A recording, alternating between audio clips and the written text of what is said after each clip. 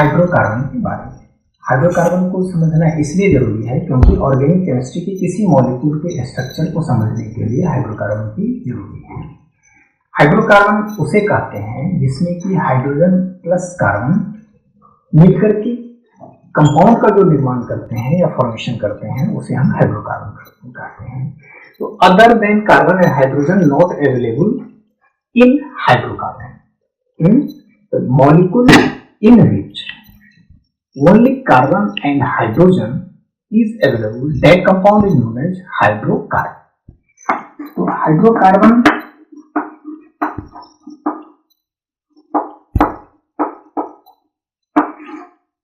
Hydrogen plus carbon, hydrogen plus carbon hydrocarbon. अब जैसे कि एक हम कंपाउंड लिखते हैं यहाँ पर CH4, तो ये जो CH4 है कार्बन और हाइड्रोजन का 4 एटम, कार्बन का 1 एटम, नाम जो भी हो अभी हम डिस्कस करेंगे। इसी तरह से अगर हम C2H6 लिखते हैं तो हाइड्रोजन 6 एंड कार्बन 2। इसी तरह से अगर हम लिखते हैं C3H8 लिखते हैं तो इसमें क्या है, कार्बन एंड हाइड्रोजन। तो इस तरह की मॉलिक्यूल को हाइड्रोकार्बन बोलते हैं, इस तरह के मॉलिक्यूल को हाइड्रोकार्बन बोलते हैं। अब इसमें हम देखेंगे कि कार्बन की हाइब्रिडाइजेशन क्या होती है, कैसे ये मॉलिक्यूल का फॉर्मेशन संभव है और इसके डेरिवेटिव्स क्या क्या हो सकते हैं। मीन्स कि अदर देन कोई फंक्शनल ग्रुप या कोई मॉलिक्यूल इससे अटैच होके क्या क्या कंपाउंड बना सकता है।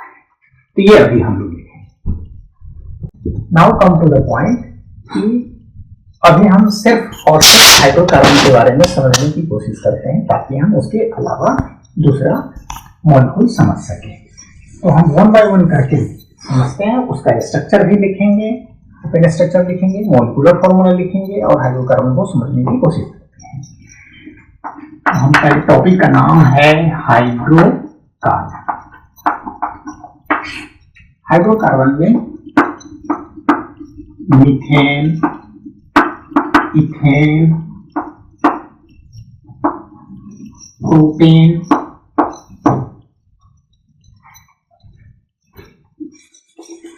हाइड्रोकार्बन में 3 होते हैं, एल्केन, एल्काइन, एल्कीन,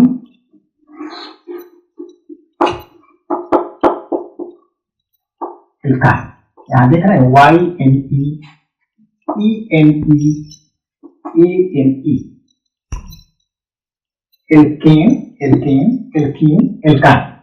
एल्केन में क्या होता है, सिर्फ और सिर्फ हाइड्रोजन एंड कार्बन वाले मॉलिक्यूल की ही इसमें डिस्कशन होगा क्योंकि हाइड्रोकार्बन के बारे में हम पढ़ रहे हैं।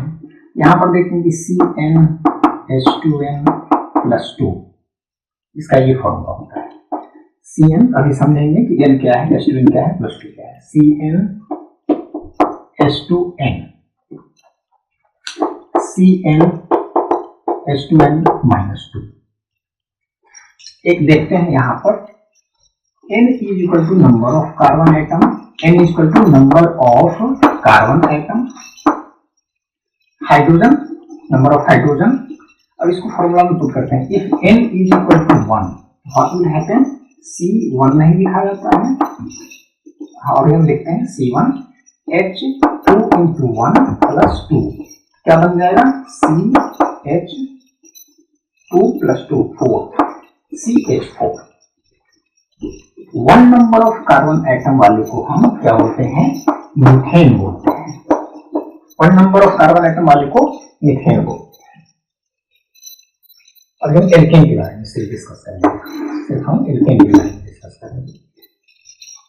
2 नंबर ऑफ कार्बन एटम मतलब कि n = अगर 2 है तो यहाँ पर क्या है CnH2n+2, C2H2 × 2 + 2, C2H 2 × 4 + 6, C2H6 बोलेंगे इसको। इसमें क्या होगा, n = 1 नॉट एग्जिस्ट, C2 अगर N इक्वल टू 2 होगा तो C2H2 इंटू 2 क्या बनेगा, C2H4। इस तरह के मॉलिक्यूल बनेंगे। इसमें क्या होगा, अगर 2 होगा तो C1 नॉट एग्जिस्ट, वाले मॉलिक्यूल इसमें एग्जिस्ट नहीं करेंगे। C2 अगर होगा तो C2H4 माइनस 2 क्या बनेगा, C2H2। तो एक एग्जांपल हम यहाँ पर सिर्फ लिखे हैं, अभी हमें इसके बारे में नहीं डिस्कस करना है, अभी हम इसके बारे में डिस्कस करना है, एल्केन के बारे में डिस्कस करना है। तो हम करते हैं 10 मॉलिक्यूल को लेते हैं, हम अभी 10 मॉलिक्यूल को लेते हैं। मीथेन, इथेन, प्रोपेन, ब्यूटेन, एल्पेन, hexane, hexane, heptane, octane, nonane. हमने लिखा था यहाँ पर एल्केन, ALE, सभी में ALE है, सभी में ALE है ना, सभी में ALE है, यहाँ भी ALE है, यहाँ भी ALE है, यहाँ भी ALE है, एल्केन। मीथेन में क्या है कि कार्बन एटम एक होता है और कार्बन की वैलेंसी क्या होती है, वैलेंसी ऑफ कार्बन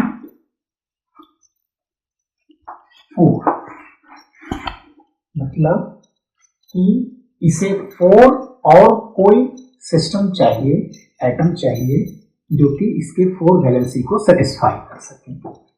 तो यहाँ पर तो सिर्फ हाइड्रोजन है, चूंकि हम हाइड्रोकार्बन के बारे में नहीं पढ़ रहे हैं, तो सिर्फ हाइड्रोजन इन्हीं से मिल रहा है या अपने ही जैसा कार्बन एटम इसे चाहिए होगा। तो यहाँ पर CH4 एक कार्बन एटम वाला है, मॉलिक्यूलर फॉर्मूला इसका हो जाएगा CH4, 2 कार्बन एटम है, एक कार्बन दूसरे से सेटिस्फाइड है और यहाँ पर कितने और चाहिए, 4 के लिए 3 हाइड्रोजन चाहिए, यहाँ भी 3 हाइड्रोजन चाहिए, यहाँ 3 हाइड्रोजन चाहिए। तो यहाँ फॉर्मूला बन जाएगा इसका 3 3 6 C2H6, 6 हाइड्रोजन एंड 2 कार्बन। यहाँ पर ब्यूटेन है, यहाँ सीखना ये है, ये ओपन स्ट्रक्चर में हम लिख रहे हैं और इसको लिख रहे हैं। ब्यूटेन कितने हैं, ये इथेन हो गया, प्रोपेन को सीखते हैं, प्रोपेन यहाँ लिखते हैं, 3 कार्बन एटम, एक कार्बन एटम, एक कार्बन एटम, एक कार्बन एटम, ये कार्बन इससे सेटिस्फाइड है तो यहाँ पर एक हाइड्रोजन, यहाँ पर हाइड्रोजन।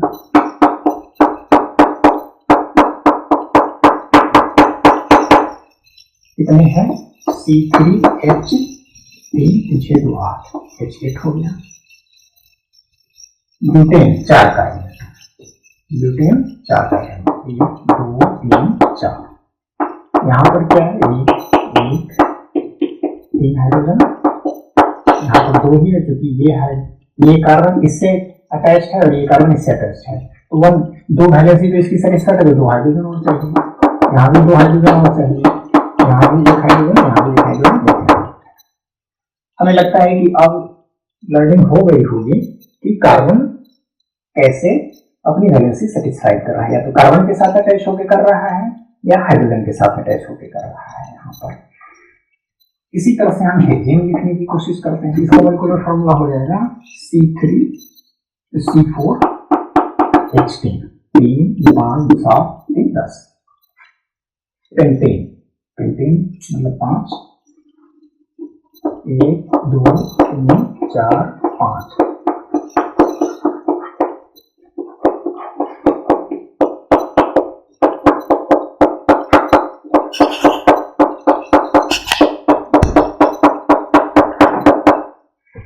इसको लिखते हैं CH3, यहाँ पर 2 है,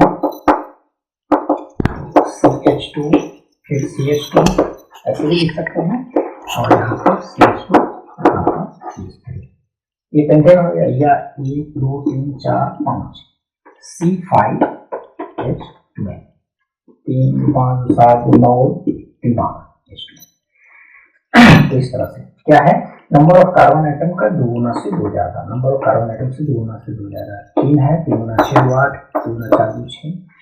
और फॉर्मूला में भी हमने देखा था CnH2n+2, दोगुना से दो ज्यादा हाइड्रोजन होता है। तो इस तरह से हम हेक्सेन में भी ये 6 कार्बन एटम हो जाएगा, हेप्टेन में 7 कार्बन एटम हो जाएगा, ऑक्टेन में 8 कार्बन एटम हो जाएगा, ब्रोमीन में 9 कार्बन एटम हो जाएगा, और डिकेन में 10 कार्बन एटम, डिकेन में 10 कार्बन एटम हो जाएगा।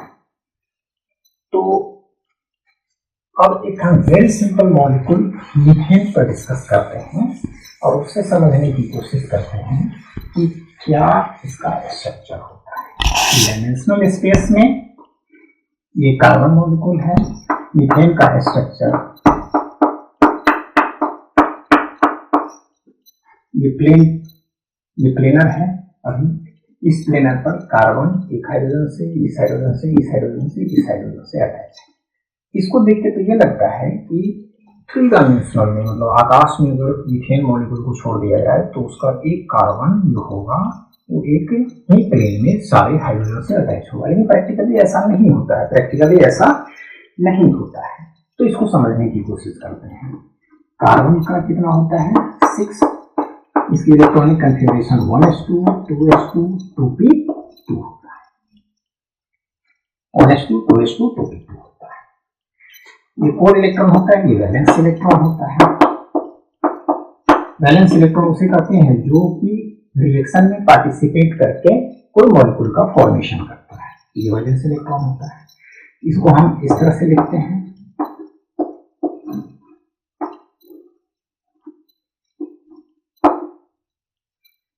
Px Py Pz।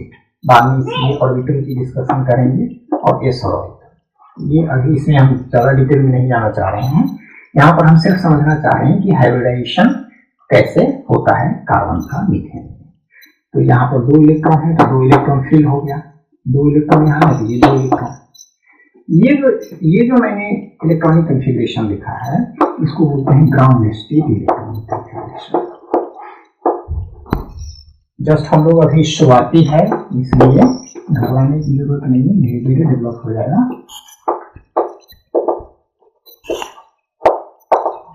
Ground state electronic configuration बोलते हैं। जब ये एक्साइटेड स्टेट में आएगा, जब ये एक्साइटेड स्टेट में जाएगा तो ये इलेक्ट्रॉन क्या होता है, यहां चला जाता है। तो एक्साइटेड स्टेट का कन्फिगरेशन लिखते हैं।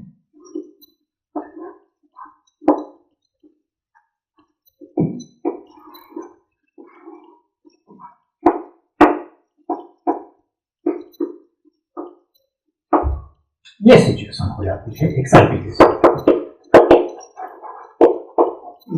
स्टेट इलेक्ट्रॉनिक कन्फिगरेशन में, ये सिचुएशन हो जाती है। अब क्या होता है कि मिक्सिंग हो जाती है, मिक्सिंग होती है, इसकी मिक्सिंग होती है तो इसको हम ऐसे लिख सकते हैं, ठीक है। तो इस तरह से ये तो 2 यहां पर क्या है, ये 2 क्या है शेल नंबर, दूसरे सेल में s ऑर्बिटल है, दूसरे सेल में p ऑर्बिटल है, 2 इलेक्ट्रॉन ये ऑक्युपाई किए हुए हैं और p ऑर्बिटल 2 इलेक्ट्रॉन ऑक्युपाई किए हुए हैं, तो 2s2 2p2।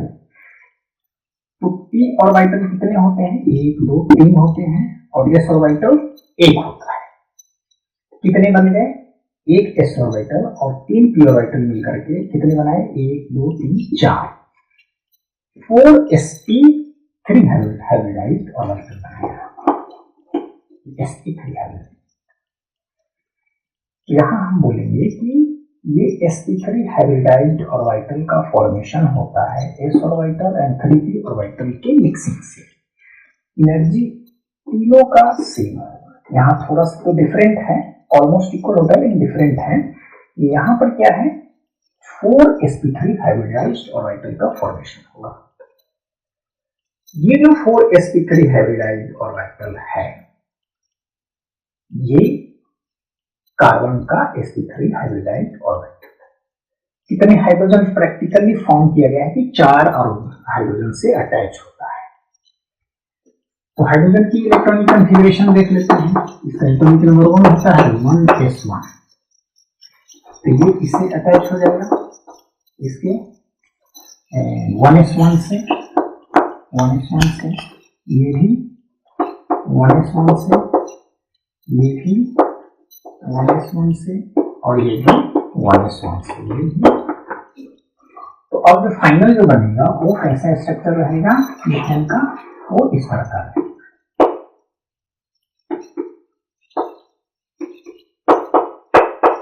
और ये हाइड्रोजन वाला, तो इस तरह से ये बनेगा। तो ये तो हो गया इलेक्ट्रॉनिक कॉन्फ़िगरेशन इसका। अब जब ये 4 ऑर्बिटल बनते हैं तो इसका जो स्ट्रक्चर होता है वो क्या होता है, टेट्राहेड्रल स्ट्रक्चर होता है। टेट्राहेड्रल होता है इसका स्ट्रक्चर। बॉन्ड एंगल क्या होता है, बॉन्ड एंगल का मतलब कि ये हाइड्रोजन, ये कार्बन, इस हाइड्रोजन के बीच 109 डिग्री 28 मिनट या फिर 109.5 ऑलमोस्ट। क्योंकि 4 हाइड्रोजन जो होता है वो इक्वल डिस्टेंस पर होता है। ये मैथमेटिकली प्रूव किया गया है, टेट्राहेड्रल नाम है इसका। मैथमेटिकली प्रूव किया गया है कि मैक्सिमम डिस्टेंस बनाए रखना चाहता है हाइड्रोजन। अब टेट्राहेड्रल क्या होता है इसे हम समझने की कोशिश करते हैं। ये कार्बन एटम है, ये हाइड्रोजन एटम। दो हाइड्रोजन ऐसे और तीसरा ऐसे रहता है, ठीक इसको क्रॉस करता हुआ ये इस तरह का होता है। अगर ऐसे लें, इसको ऐसे लें तो ये है क्रॉस, इसको हम ऐसे अगर पकड़ें तो ये है इस तरह से। इस स्ट्रक्चर को बोलते हैं टेट्राहेड्रल स्ट्रक्चर। ये hydrogen carbon hydrogen bond angle 109 degree, hydrogen carbon hydrogen bond angle, तो किसी का भी हम अगर मेजर करेंगे बॉन्ड एंगल तो क्या मिलेगा हमें 109 डिग्री 28 मिनट मिलेगा या 109.5 डिग्री मिलेगा। इक्वली होता है। यहाँ पर क्या है, इलेक्ट्रॉन क्लाउड है कार्बन और हाइड्रोजन के बीच में, यहाँ भी क्या है इलेक्ट्रॉन क्लाउड है, यहाँ भी क्या है इलेक्ट्रॉन क्लाउड है कार्बन हाइड्रोजन के बीच में, यहाँ भी क्या है कार्बन हाइड्रोजन के बीच में इलेक्ट्रॉन क्लाउड है, इलेक्ट्रॉन क्लाउड है, इलेक्ट्रॉन क्लाउड, इलेक्ट्रॉन। तो ये इलेक्ट्रॉन क्लाउड इस इलेक्ट्रॉन क्लाउड को रिपेल करेगा। इलेक्ट्रॉन के पास चार्ज क्या होता है, नेगेटिव चार्ज होता है, सेम चार्ज रिपेल करता है, एक दूसरे से दूर भागता है। यहाँ भी इस दोनों को करेगा, ये इसको करेगा, ये भी इसको करेगा, ये भी इसको करेगा, एक दूसरे को करेगा। तो ये रिपल्सन की वजह से एक मैक्सिमम डिस्टेंस, क्योंकि सब कुछ क्या है सेम ही है, एक मैक्सिमम डिस्टेंस पर आ जाता है। और that structure is known as tetrahedral structure in 3 dimension. और इस यहाँ तो लग रहा है कि प्लेन जगह पर होगा, एक कार्बन से मिला दो 4 हो गया, नहीं ऐसी सिचुएशन होती नहीं है। अगर ये प्लेन है इस पर हम रखेंगे तो इसके 5 एटम है ना, एक कार्बन और 4 हाइड्रोजन, तो 5 एटम किसी एक प्लेन पर सभी के सभी नहीं है, मतलब कि प्लेनर स्ट्रक्चर नहीं है। इसका मतलब प्लेनर स्ट्रक्चर का मतलब होता है कि ये प्लेनर स्ट्रक्चर है, इसको हम अगर इस जगह पर रखते हैं तो ये सारे के सारे एक प्लेन को टच कर रहे हैं, लेकिन इसके कंपोनेंट एटम जो है वो नहीं कर रहे हैं, 3 ही कर रहे हैं, और वो भी 3 कर रहे हैं, चौथा जो है ये ऊपर उठा हुआ है। तो ये टेट्राहेड्रल स्ट्रक्चर होता है। अब दूसरा लेते हैं एग्जाम्पल।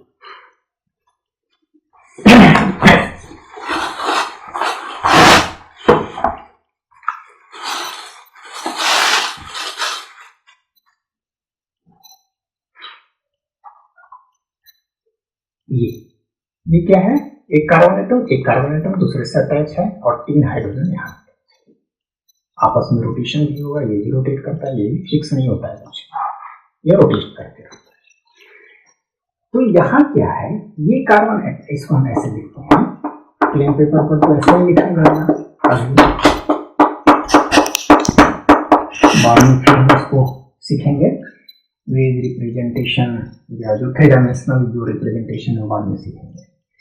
ये प्लेन पर तो वैसे है, प्लेन में है नहीं, इसको भी हम प्लेन पर रखना चाहेंगे तो नहीं आएगा, नहीं आएगा ना, एक प्लेन पर नहीं आएगा इसके सारे कंपोनेंट।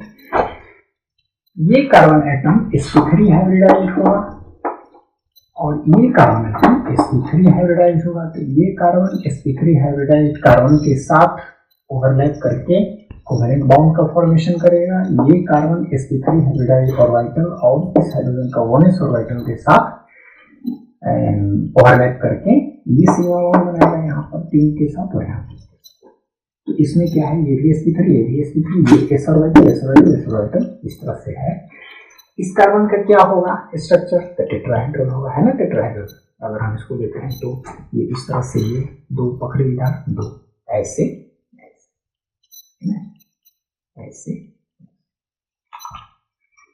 फिर इसको भी अगर लेते हैं 2 को, इसको लेते हैं तो ये दोनों और टेट्राहेड्रल क्रॉस, ये टेट्राहेड्रल स्ट्रक्चर है।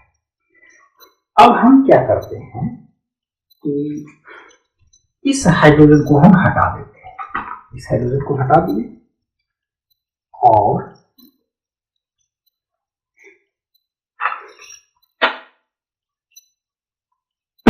ये ऑक्सीजन है और ये हाइड्रोजन, इसको हाइड्रोजन को हटा के हमें ये कर, ठीक है। और इस हाइड्रोजन को हटा के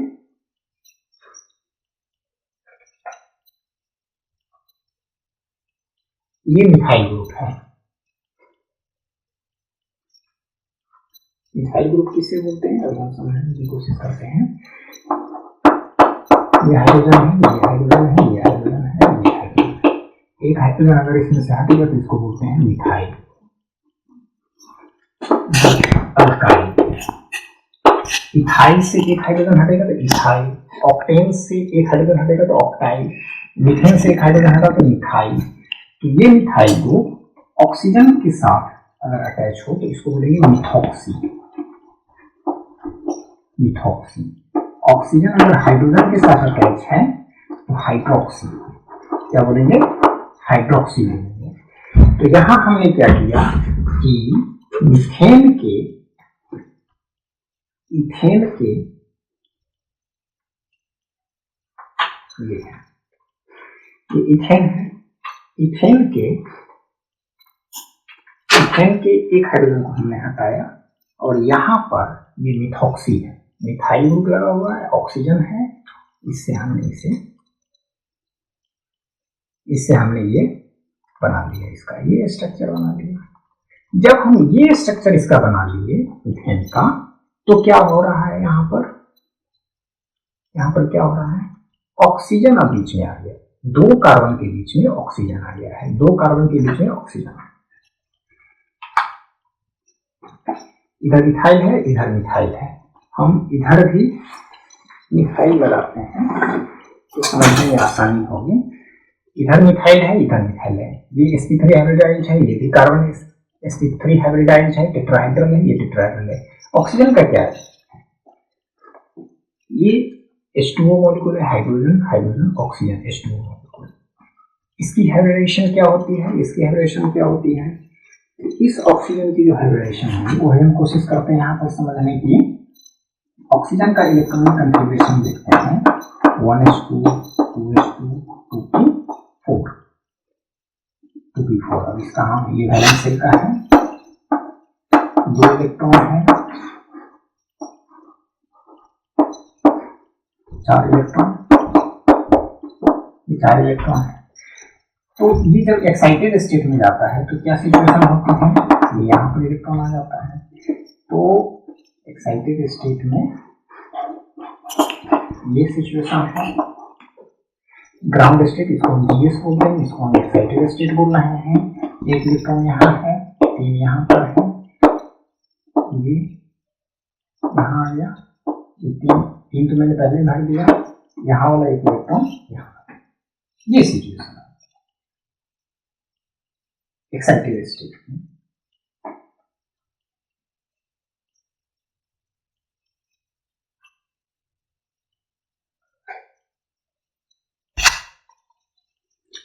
तो क्या होता है कि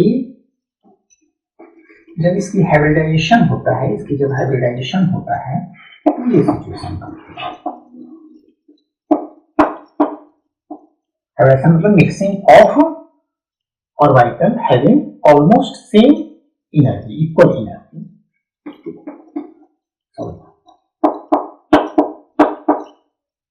कितने इलेक्ट्रॉन है? 2 2 4 2 6 इलेक्ट्रॉन है, 6 इलेक्ट्रॉन आ गया। अब यहाँ पर ये sp3 sp2 s orbital and 3 orbital, तो sp3 टोटल जो बनेगा वो sp3 बनेगा। और ये sp3 कितने होंगे? तो 3 ऑर्बिटल पार्टिसिपेट किया यहाँ, ये 4, तो 4 sp3 हाइब्रिडाइज्ड ऑर्बिटल बनेगा, 4 sp3 हाइब्रिडाइज्ड ऑर्बिटल बनेगा, हैविंग इक्वल एनर्जी। अब क्या है कि यहाँ पर 2 हाइड्रोजन इससे अटैच हो जाएगा, एक हाइड्रोजन इससे अटैच हो जाएगा, ये 1s ऑर्बिटल का होगा। हाइड्रोजन का क्या होता है?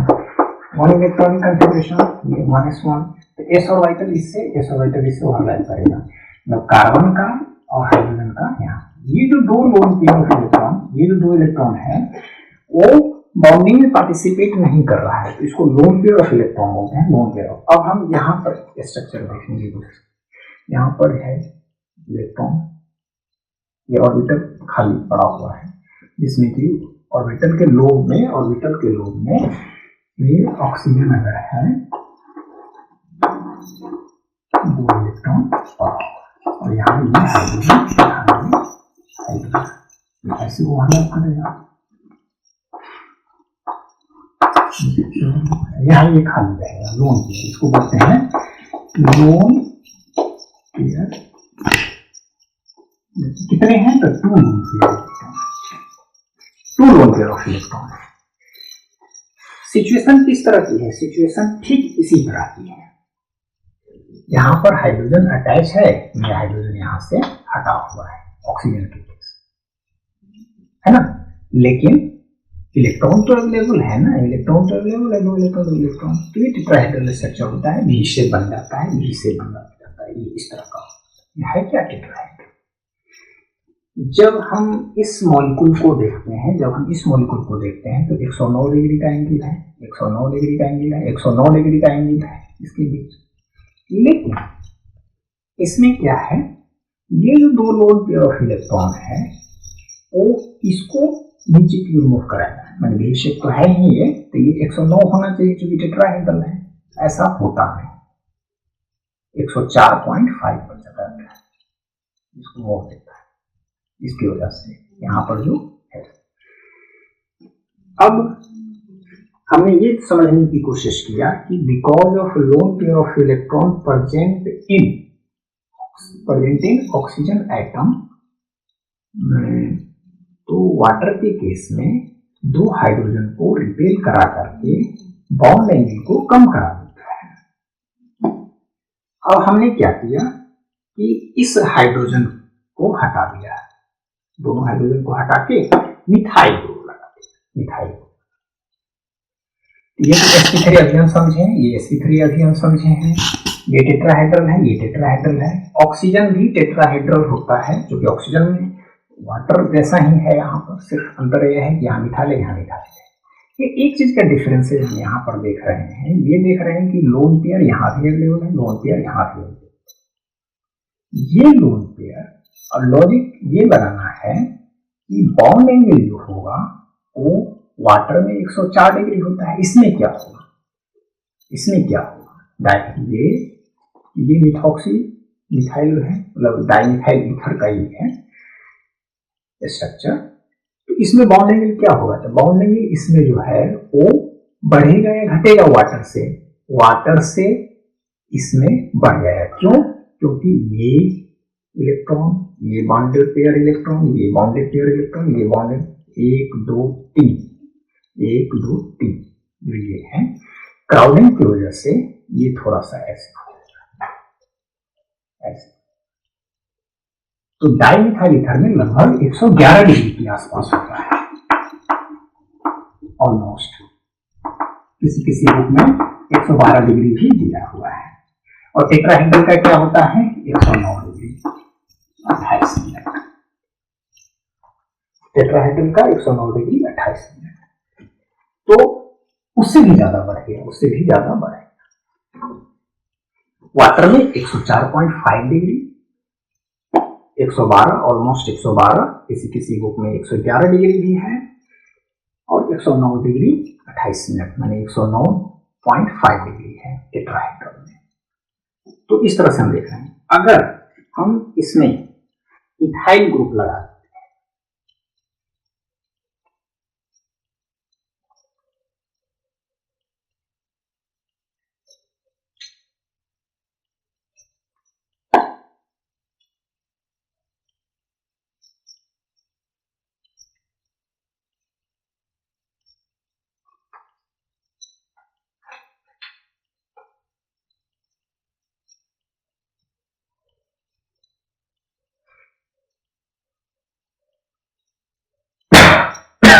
अगर हम इसमें इथाइल ग्रुप लगा देते हैं दोनों साइड से, इस ऑक्सीजन के दोनों साइड से, तो लॉजिकली क्या होगा, मिथाइल ग्रुप में 111 हो गया है, वाटर मॉलिक्यूल में 104.5 because of lone pair electron, lone pair अभी भी यहाँ पर है।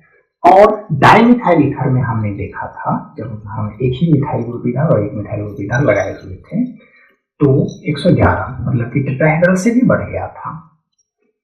इसमें क्या होगा, बस अंतर इतना ही है वाटर मॉलिक्यूल में कि यहाँ पर हम इथाइल ग्रुप लगा दिए हैं हाइड्रोजन को हटा के, इधर हम हाइड्रोजन को हटा के इथाइल ग्रुप लगा दिए हैं। तो यहाँ हम ये देख रहे हैं कि सबसे नजदीक जो है ना, इसको हम ऐसे समझें, तो इस ये 2 हाइड्रोजन यहाँ पर है और ये 3 हाइड्रोजन थोड़ा सा दूर है इस ऑक्सीजन से। इधर भी क्या है 2 हाइड्रोजन है और ये तीसरा इससे दूर है। तो यहाँ पर 2 हाइड्रोजन और इधर के 2 हाइड्रोजन की वजह से और इस लोन पेयर की वजह से बॉन्ड एंगल क्या होगा, बॉन्ड एंगल वाटर मॉलिक्यूल से कम जाएगा। टेट्राहेड्रल मतलब 109 डिग्री 109.5 डिग्री से बढ़ जाएगा या घट जाएगा, ये आप लोग कमेंट्स में बताएंगे। नेक्स्ट सेशन में इसका हम आंसर करेंगे कि इसका क्या होगा, वाटर मॉलिक्यूल से बढ़ेगा बॉन्ड एंगल या घटेगा, या डाइमिथाइल ईथर से बढ़ेगा या घटेगा, या टेट्राहेड्रल से बढ़ेगा या घटेगा। ये लॉजिकली सोचने की बात है। लॉजिकली 3 जब था तो बढ़ गया था, टेट्राहेड्रल से भी बढ़ गया था। सिर्फ 2 हाइड्रोजन यहाँ पर थे इस ऑक्सीजन से अटैच, 2 हाइड्रोजन सिर्फ थे तो कम गया था, टेट्राहेड्रल से कम गया था बिकॉज ऑफ लोन पेयर। या अभी लोन पेयर यहाँ पर है, ऐसा नहीं कि नहीं है। डाइमिथाइल ईथर में क्या हो ये आप लोग बताइए। Thanks for watching this video.